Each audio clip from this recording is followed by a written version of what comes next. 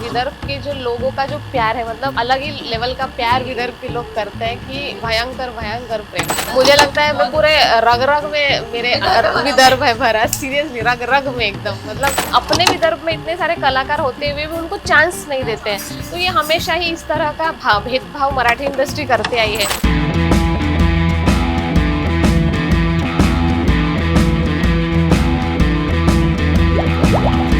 Hello मंडळी, आपकी दोस्त और host Kalyani Prabhakar Bhatti back with another episode of social media influencers of Nagpur. और आज हमारे साथ है बहुत ही ज्यादा टैलेंटेड, बहुत ही उम्दा एक्ट्रेस और मेरी favourite Neha thumri ma'am. Hello, hi Kalyani. Hello ma'am. So ma'am, first of all आपके बारे में हमारे दर्शकों को थोड़ी इन्फॉर्मेशन।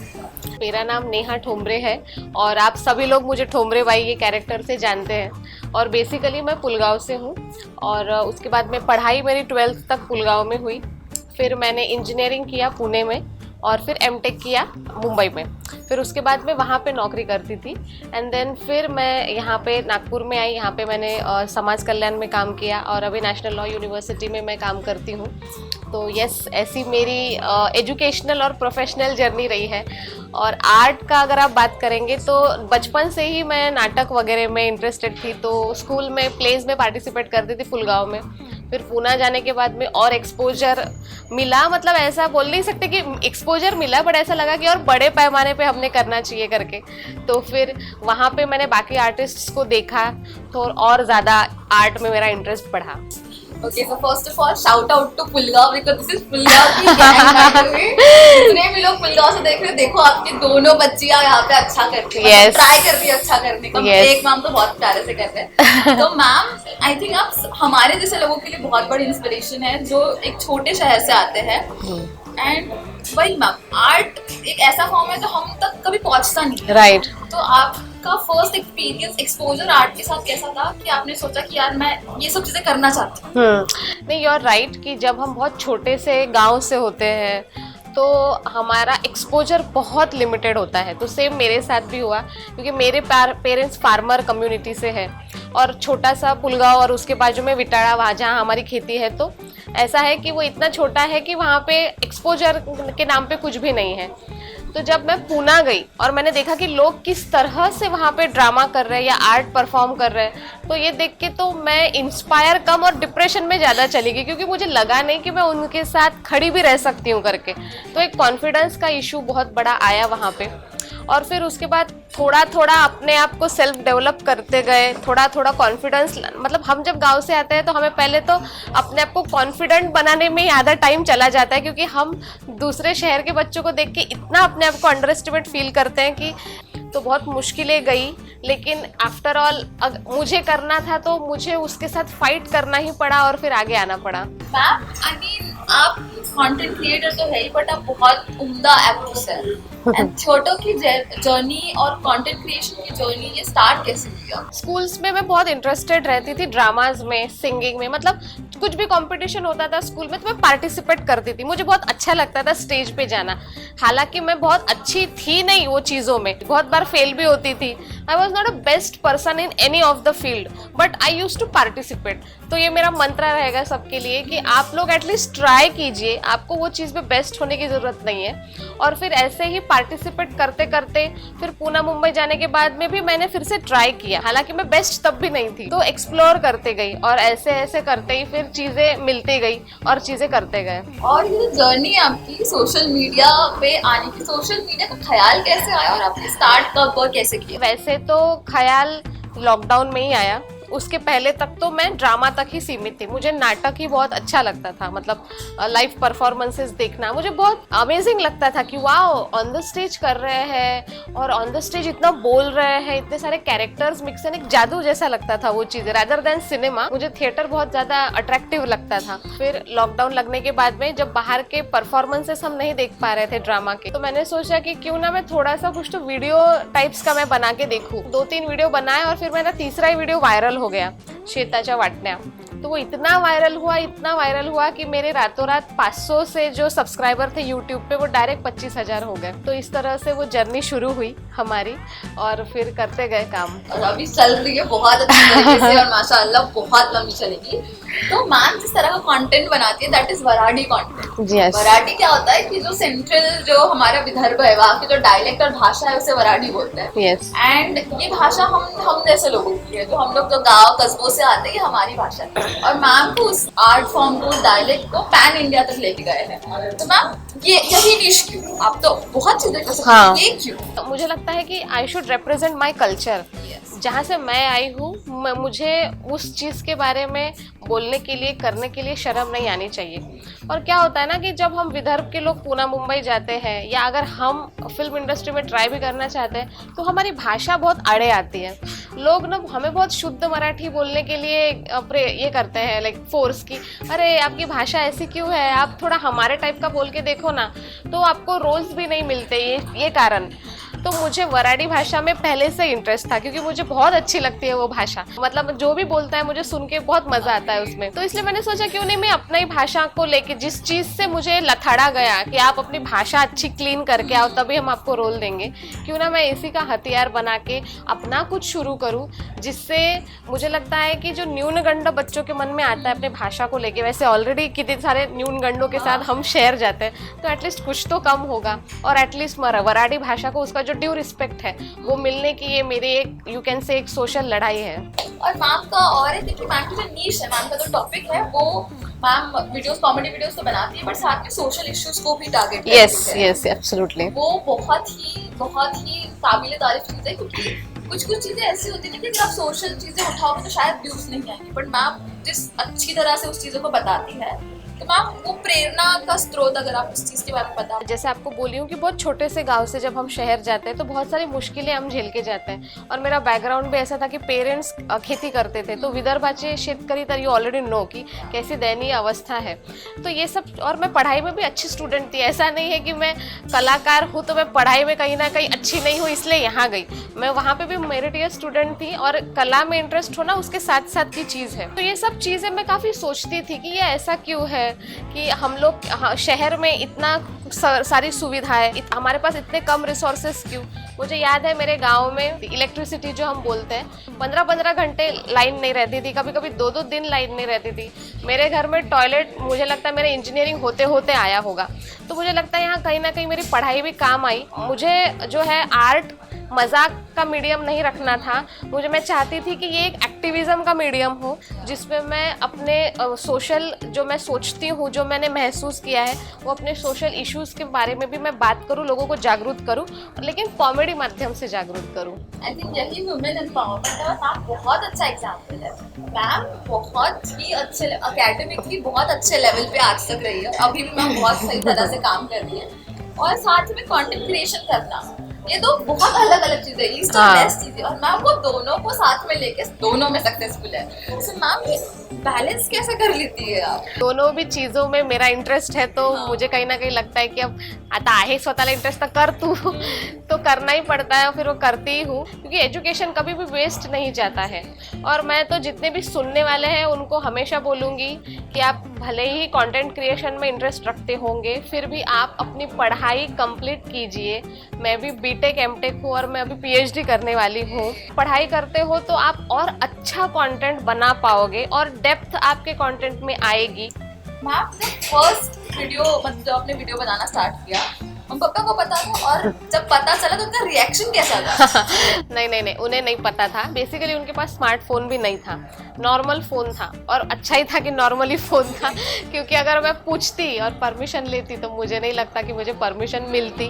और मतलब मैं क्या ही समझाऊँ उन्हें, मैं क्या बोलूँ कि मैं वीडियो बना के यूट्यूब पे डाल रही हूँ, उनको ना वीडियो मतलब पता है ना यूट्यूब पता है। और जब मैं बहुत वायरल हुई तो लोगों ने आके फ़ोन किए मेरे पापा को कि अरे आम्ही वहिनींना पाहिलं, मस्त डान्स करत होती किंवा मस्त वीडियो बनवते, क्योंकि मैं और मेरी मम्मी थोड़ा दिखते सेम। लोगों को लगा कि नेहा तो नहीं होंगी, ये इतना कैरेक्टर ले रही है, अलग दिखती है, तो ये पक्का मेरी मम्मी होगी करके। सारी आंटी जी आंटी थी फेमस हो गई। तो मेरे पापा भाई बोले क्या बोल रही है, मेरी मम्मी बोली नहीं नहीं नहीं मीना ही है, मीना ही है। फिर मैंने उन्हें दिखाया कि हे ऐसा करते म्हणून, तो वो बहुत हंसने लग गए। अरे बहुत फिल्मी सीन हो गया था वो। हाँ हाँ फिल्मी तो है ही घर वाले। ये तो सब मजे मस्ती जो सब चीजें है ये सब जीन्स में। देखो मम्मी पापा भी फनी है, अगर अपने मॉम डैड सपोर्टिव होते हैं या फिर थोड़ा सा भी उनमें वो सब चीजें होती है तो अपना हमें आ ही जाती है।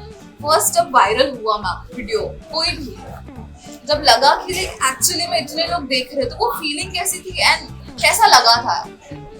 हम जो छोटे शहर से आने वाले लोग होते हैं ना, हमारे सपने भी इतने छोटे छोटे से रहते हैं कि हम इतना बड़ा सोचते ही नहीं है। जो मेरा पहला वीडियो वायरल हुआ था शेतीच्या वाटण्या, तो मैं आपको बताऊं कि सेम डे मुझे एक गांव से किसी ने कमेंट किया कि माझी आजी, जिनको कुछ समझ में नहीं आता वीडियो वो तुम्हारे वीडियो देख के हंस रही थी। और उसी सेम डे एक IRS मेरा दोस्त है, उसने उसके IRS सर ने उनके IRS ग्रुप में वो वीडियो डाला था। तो जो इंडिया के सबसे प्रीमियर ब्यूरोक्रेसी वाले लोग हैं वो भी वीडियो देख रहे थे, जिसको हम सबसे ज्यादा अक्लमंद समझते हैं। और एक गांव की सादी आजी भी वो वीडियो देख रही थी। मतलब जो रेंज के लोग मेरे वीडियो देख रहे हैं, बूढ़े से लेके बच्चे से लेके, तो मुझे ये बहुत अच्छा लगा कि एक ही वीडियो को सारा मास पसंद कर रहा है। तो मुझे लगा कि कहीं ना कहीं अपन ने मासेस को रिप्रेजेंट कर रहे हैं, इसलिए शायद ये प्यार मिल रहा होगा। आपके दोस्तों को क्या, उनका रिएक्शन क्या था? उनको पता था कि भाई ये तो ऐसी है करके? ऐसा बिल्कुल भी नहीं है। मैं बहुत इंट्रोवर्टेड लड़की हूँ वैसे तो, और मतलब मैं ज्यादा किताबों में रहती हूँ या अकेले रहना ज्यादा पसंद करती हूँ। तो मेरे स्कूल के बच्चों को पता चला तो एवरीबडी वाज हैप्पी, क्योंकि उन्होंने ऐसा मेरा रूप देखा नहीं था, लेकिन उन्होंने मुझे परफॉर्म करते हुए देखा था। तो डेफिनेटली उन्हें अच्छा ही लगा, क्योंकि मैं डायरेक्ट वायरल ही हो गई। बीच में कुछ था ही नहीं, स्ट्रगल वाली चीज ही नहीं थी, स्टार्ट एंड वायरल इस टाइप का कुछ था। तो अच्छे रिएक्शंस आए। ऐसा रिलेटिव के साथ भी हुआ, ऐसा फ्रेंड्स के साथ भी हुआ। मुझे तो लगता है कहीं ना कहीं मेरे कंटेंट क्रिएशन के पीछे मम्मी पापा ही इंस्पिरेशन है। और मैं बहुत मेरे मम्मी पापा के साथ रहती हूँ, मैं बहुत बार उनको मेरे शोज में लेके जाती हूँ।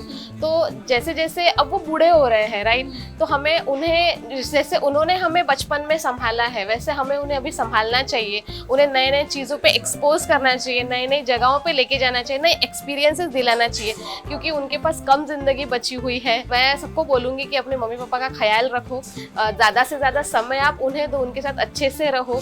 मैम जैसे आपने कहा कि आप इंट्रोवर्ट है, आपको ज्यादा अकेला पसंद है, बुक्स पसंद है। हाँ, तो वो ये कॉन्फिडेंस जो है, क्योंकि स्टेज पे जाना, परफॉर्म करना, स्टैंड अप करना, क्राउड कैसा होगा कोई पता नहीं, रिएक्ट करेंगे और बहुत बुरे एक्सपीरियंसेस भी। आपने वो सब चीजें डील कैसे की? क्योंकि बहुत सारे हमारे व्यूअर्स हैं जिनको कंटेंट क्रिएशन करना है, बट वही कि वो शाय है, ज्यादा बात नहीं कर पाते। तो अच्छा सवाल पूछा आपने कल्याणी। मैं भी शाय हूँ, अभी भी हूँ, और अभी भी मुझे स्टेज पे डालने से वही डर लगता है। Being a shy, being a introverted also, ऐसे पब्लिकली चीजें कर सकते हो। उतने देर के लिए आपको एक्सट्रोवर्ट बनना रहता है, नीचे उतर गए अपना जो से तो डर मुझे अभी भी लगता है। लेकिन हर एक का ना अपना अपना टैकल करने का तरीका रहता है, और डर के साथ ही मैं स्टेज पे चढ़ती हूँ। डर मुझे अभी भी लगता है, और वो मुझे लगता है कि इंट्रोवर्टेड शाय नेचर का वो एक बाय प्रोडक्ट है, लेकिन वो धीरे धीरे विद प्रैक्टिस जाएगा, और उसके लिए आपको ज्यादा से ज्यादा स्टेज और पब्लिक के बीच में आना पड़ेगा। ये बात सामने बहुत 100% सच बोली है। जितने आप बड़े कंटेंट क्रिएटर्स बोलेंगे वो एक्चुअली में बहुत शाय इंट्रोवर्टेड पर्सन है। बस ये है कि उनको उनकी कला से उतना प्यार है, और उस आर्ट फॉर्म से इतना प्यार करते हैं कि उनका वो इंट्रोवर्टिश बना थोड़ी देर के लिए दूर हो जाता है। थोड़ी देर के लिए बस। सब स्टार्टिंग में हम वायरल होना शुरू करी, कैसा सीन था जब लोग पहचानने लगे अपने आजू बाजू में, अपने लोकेलिटी में, अपने वर्क प्लेसेस पे? तो कैसा लग रहा था तब? एक मास्क में घूमती हूँ मैं मोस्ट ऑफ द टाइम, बिना मास्क के तो अब घूमना मुश्किल हो गया है यहाँ। तो लोग पहचान जाते हैं आवाज से, कभी आंखों से, कभी बालों से। तो आई फील सो सरप्राइज्ड कि लोग पहचानते कैसे हैं। कैरेक्टर तो मैं बहुत बड़े लेडी का लेती हूँ, ठुमरे बाई का, तो जब मैं नॉर्मली घूमती हूँ मास्क लगा के तो भी लोग पहचान जाते हैं आवाज से। तो अच्छा तो बहुत लगता है, कभी कभी ऑकवर्ड भी बहुत हो जाता है। ऐसा था कि माहौल में मैं कुछ ले रही थी और बहुत पतली सी गली थी और बहुत ट्रैफिक था। मैं इधर से थी और आगे से ना एक लेडी आई और उसने मुझे पहचान लिया और बोला, अरे तू थम थम थम थम थम, गाड़ी लाओ गाड़ी लाओ गाड़ी लाओ। मतलब चलते ट्रैफिक में उसने मेरी गाड़ी बाजू में लगाने को बोली, खुद की लगाई, वापस आई, फिर वो बोली मला फोटो पाहिजे, बिग फैन। और मेरे ही फोन से फोटो लिया है क्योंकि वो अपना फोन भूल गई थी और मेरे को ही सेंड करने को भी बोली। तो ऐसे बहुत मजेदार किस्से होते हैं, बट आफ्टर ऑल ये प्यार है लोगों का, क्योंकि उनके अलावा तो कुछ भी नहीं है। मुझे बहुत कृतज्ञ फील होता है कि मैंने ऐसा क्या ही किया जो मुझे इतना ये प्यार मिल रहा है। तो I am honoured. Stand up comedy के बारे में जरा कुछ बताएंगे? बिकॉज लड़कियों को बहुत सेंस ऑफ ह्यूमर होता है, मैं ये बात बता दी, बट इट्स जस्ट वो स्टेज पे आने से डरती है। तो आपका जो स्टैंड अप वाला जो आपका साइड है वो जरा बताएंगे। मुंबई में थी जब मैं नाटक में काम करती थी, गुलजार सर के नाटक में काम किया। मैंने देखा कि उसकी टिकट ही 500-800 है, जो कि मेरे वाले लोग कभी लेंगे नहीं। इतनी महंगी टिकट लेके हम पिक्चर भी ना देखे तो ड्रामा कौन देखेगा। मैंने ये देखा कि मैं चाहती थी कि मैं यूथ को टारगेट करूं, क्योंकि मुझे था कि कुछ मैं सोशली भी काम करूं, कुछ कंट्रीब्यूट करूं सोशली भी। तो मैंने देखा कि थोड़ा ओपन माइक सीन चल रहे हैं, तो मैं गई और मैंने ओपन माइक में पार्टिसिपेट की। ओपन माइक में नागपुर के पूरे बड़े बड़े लोग आए हुए थे, लाइक अच्छे अच्छे रैपर्स, पोएट्स, ये सब आए हुए थे। और मैंने अपना वराडी में थोड़ा सा पीस वहाँ पे परफॉर्म किया। तो मैं ना वो कंपटीशन जीत गई नागपुर का। तो मुझे लगा यार इतने बड़े बड़े यहाँ रैपर्स आए हैं, क्योंकि रैप कोई करता है तो पूरा माहौल एकदम वो जमा लेते हैं ना, उनको ना मिलते हुए मेरे को मिला, मैं जीत गई वो ओपन माइक। तो मुझे लगा यार ये सही है, मतलब ये जो है भाषा ये पसंद आ रही है लोगों को, जस्ट बिकॉज किसी ने अभी तक किया नहीं। तो उसके बाद में वहाँ से इंस्पिरेशन मिला और मैं थोड़ा स्टैंड अप भी करने लगी।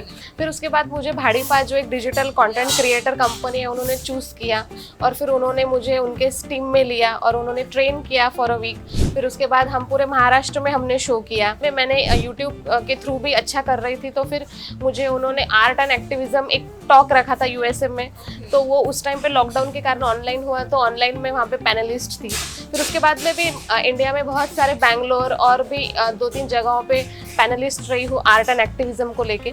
तो एक स्टैंड अप की फिर इस तरह से शुरुआत हुई। तो अभी जब मुझे कोई गेस्ट बुलाता है तो हर जगह पे मैं स्टैंड अप परफॉर्म करती हूँ। कि स्टैंड अप ये अभी बहुत ज्यादा ट्रेंडिंग है, सभी लोग स्टैंड अप करना चाहते हैं। ये एक स्टैंड अप का बहुत बड़ा चीज होती है कि नागपुर के ऑडियंस को मेरा पीस फनी लगा, इससे जरूरी नहीं कि वहाँ पे कोल्हापुर के लोग भी हंसेंगे ही, ऐसा भी चीज रहता है। लेकिन जब ओरिजिनल जब हम उनको अपना सुनाते हैं तो डिफरेंट लैंग्वेज जब उनके कान पे पड़ती है तो उनको वो बहुत अच्छी लगती है, वो लोग भी पसंद करते हैं। तो अच्छा ही एक्सपीरियंस रहा। आपने बताया है क्योंकि देखो अगर उन्हें वराडी दिखाना भी है तो वो वहाँ के लोगों को को कुछ नहीं पता होता। राइट। अपने विदर्भ में इतने सारे कलाकार होते हुए भी उनको चांस नहीं देते हैं। तो ये हमेशा ही इस तरह का भेदभाव मराठी इंडस्ट्री करते आई है, और उसके अगेंस्ट फिर अब हम लोग खड़े हैं हमारी भाषा लेकर, हमारा चैनल लेके, और यही हमारी लड़ाई है। अब हो गया हमारे काम की बातें, आप मेरे को बताओ कहाँ ट्रैवल कर रहे हो, मेरे को बताओ फेवरेट खाना क्या है? मैं निजी जिंदगी में बहुत सादी लाइफ जीती हूँ, तो मेरा फेवरेट खाना भी चिवड़ा ऐसा ही है। मुझे कुछ मैं बिल्कुल पिज्जा बर्गर वाली नहीं हूँ, तो मेरा पसंद भी बहुत लोकल है। तो चिवड़ा इज माय फेवरेट थिंग। मैं जहाँ पे भी जाती हूँ मुझे चिवड़ा खाना अच्छा लगता है। कच्चा चिवड़ा इज माय फेवरेट। ते बोरं खायची अशी इच्छा तलब लागते, बोरं खायचे, आज बोरं खायचे चिवड़ा जो विदर्भ में हमारे जो जत्रों में मिलता है, और बेर बोरं, ये दोनों सुप्रीमेसी आप लोग समझे। फेवरेट डिश क्या है और काय तो बोरं है, कच्चा चिवड़ा। मुझे लगता है मैं पूरे रग रग में मेरे विदर्भ है भरा, सीरियसली रग रग में एकदम। मतलब मेरा फेवरेट फ्रूट भी ऑरेंज ही है, और मैं पहन की भी ऑरेंज आई हूँ और मैं ये बना नहीं रही हूँ, मेरा सच में फेवरेट है। आई थिंक नागपुर में अभी कंटेंट क्रिएटर्स बहुत अच्छी तरह से ग्रो कर रहे हैं। सभी लोग जो है वो मिलते हैं, उनका सीन क्या है, व्हाट्सएप ग्रुप है आप लोगों का, कैसे क्या है? नहीं, जानते हैं एक दूसरे को डेफिनेटली, और मैसेजेस में भी कनेक्टेड है, और मिलते भी रहते हैं हम लोग। तो कभी कोई हेल्प लगती है तो एक दूसरे को कॉल करते हैं, कभी कोई प्रोजेक्ट आया उसमें एक दूसरे को पिच भी करते हैं। मेरी फिलॉसफी है कि तुम किसी का काम छीन नहीं सकते, तुम यूनिक हो इसलिए तुमको लोग फॉलो कर रहे हैं, और वो सिर्फ तुम ही दे सकते हो, कोई दूसरा तुमको कॉपी नहीं कर सकता कितना भी चाहे तो। So we are all like good in that terms. जब सोशल मीडिया क्रिएटर्स बोलते हैं तो स्पेशली फीमेल्स के बारे में ये कहा जाता है, मैं गलत हो सकती हूँ, कि आपको प्रिटी दिखना जरूरी है, आपको सुंदर दिखना जरूरी है। अगर आप सुंदर दिखते हो तो आप ज्यादा व्यूज लाते हो, ऐसा भी बोलना है। आपके जितने भी कैरेक्टर्स हैं वो नॉर्मल कैरेक्टर्स होते हैं। तो कभी ऐसा कोई किसी ने एडवाइस दियो कि थोड़ा सा कि मेकअप वेकअप करेंगे, तो ऐसा कुछ किसी ने बोल दिया? नहीं, किसी ने बोलने से ज्यादा है मैंने खुद को ही एक, मतलब मुझे ऐसा था कि कोई मुझे इसलिए फॉलो करे ताकि मेरा क्राफ्ट उनको उतना दमदार लगे, ना कि मेरा चेहरा या मेरी पर्सनालिटी इसलिए मेरे जो कैरेक्टर्स भी है वो मैंने सादे कैरेक्टर्स लिए, ना कि सिर्फ लुक्स एंड सेक्सीनेस ये सब चीज़ों के लिए। This is my personal thing कि मैं personally as natural as possible ही बिलीव करती हूँ, नेचुरल रहने में यकीन करती हूँ। और मुझे लगता है ना, we womens are more than makeup, we womens are beyond beauty. तो ब्यूटी को तो छोड़ ही दो, हम बहुत ज़्यादा टैलेंटेड है, हमें ब्रेन वाली चीज़ों पे ज़्यादा फोकस करना चाहिए, तो मैंने वो किया। ये जितनी आपने सब बातें बताई, आई होप हमारी ऑडियंस को बहुत अच्छी लगेगी। इसकी आपका सीख क्या थी मैम थ्रू आउट आपकी जर्नी, जब से आपने स्टार्ट किया? एक मंत्र जो आप किसी को मतलब हमारी ऑडियंस को देना चाहेंगे? मुझे लगता है कि मैंने हर स्टेज में ना एक्सप्लोर किया। जब जब अपॉर्चुनिटी आई, हमने वहाँ पे रेडीनेस दिखा के घुस गए। तो यही मैं आपको बोलूँगी कि आपको लगता है कि अपॉर्चुनिटी है, करना चाहिए, लेकिन अगर आपको लगता है कि यू आर नॉट प्रिपेयर्ड, फिर भी कूद जाओ, आप प्रिपेयर हो जाओगे। विद कंटेंट क्रिएशन एंड आपकी जॉब, इन सभी के साथ आप एक सोशल एक्टिविस्ट भी, आप सोशली बहुत क्या बोलते हैं मूवमेंट्स में पार्ट लेते हैं जी। तो वो साइड ऑफ यू, उसके बारे में आप कुछ बताना चाहेंगे? मेरे लिए जो मेरी कला है वो एक एक्टिविज्म करने का एक जरिया है। जिस परिस्थितियों से हम आए, ऐसा हो ही नहीं सकता कि हम शांति से जिए, क्योंकि वो चीज़ें डिस्टर्ब करते रहती है। बचपन में जो देखा, जो इनइक्वालिटीज हमने सही as a student, as a गाँव वाले, एज अ शेतकऱ्याची मुलगी, तो मैं हमेशा चाहती थी कि मैं कुछ करूँ इस बारे में, और ऐसा करूँ कि जो अपीलिंग हो, कंस्ट्रक्टिव हो, थोड़ा आज के ज़माने का हो। महिलाओं की बहुत बात करती हूँ, महिलाओं को बहुत भड़काती हूँ लाइक कि आप अपने अधिकारों के लिए लड़िए, और जो है जो मेल फीमेल में जो भेदभाव करते हैं लोग कि बायन लड़कियों का ये काम, मर्दों का वो काम, उसके अगेंस्ट आप खड़े हो सकते हो, आप अपने डिसीजंस खुद ले सकते हो। तो ये जब मैं कॉमेडी के थ्रू बताती हूँ तो उनका चेंज भी मैं देख रही हूँ। बहुत जर्नी बाकी है, अभी तो कुछ भी नहीं किया, अब तो बहुत बड़े बड़े काम करने के बाकी है। तो जर्नी है और आगे बहुत सारी चीज़ अचीव करना है, और आपको और हमें सबको साथ में मिलके विदर्भ को अच्छा और लेवल पे हम लेके जाएंगे, अच्छी चीज़ें हम करेंगे। और सबसे लास्ट में अभी हम इंटरव्यू के एंड तक आ रहे हैं, आपका थोड़ा सा मराठी टच इन लोगों के लिए हो जाए का म्हणा हे बाई, कल्याणी म्हणते तर जेमथम दुसरा इंटरव्ह्यू आहे, भले प्रश्न विचारले ना, आता मला डोकं खाल्लं आता तू अशी बोलता गाव काकू, आता त्याच गावाकडली पोरगी होय ना मी. हो ना, हा पूर्ण इंटरव्ह्यू तसा घेतला असता आपण तर. न्यूसियन लय चांगलं साजरं चॅनल आहे, तुम्हाला सांगतो ना, आपल्या पुऱ्या विदर्भातल्या बातम्या त्यामध्ये दाखवतात. मला तर लय आवडते ते चॅनल, आणि माझ्या घरी तर मी पाहत असतो, आणि तुम्ही बी त्याला लाईक करा, शेअर करा आणि सबस्क्राईब करा. धन्यवाद मंडळी. Thank you so much. थँक्यू.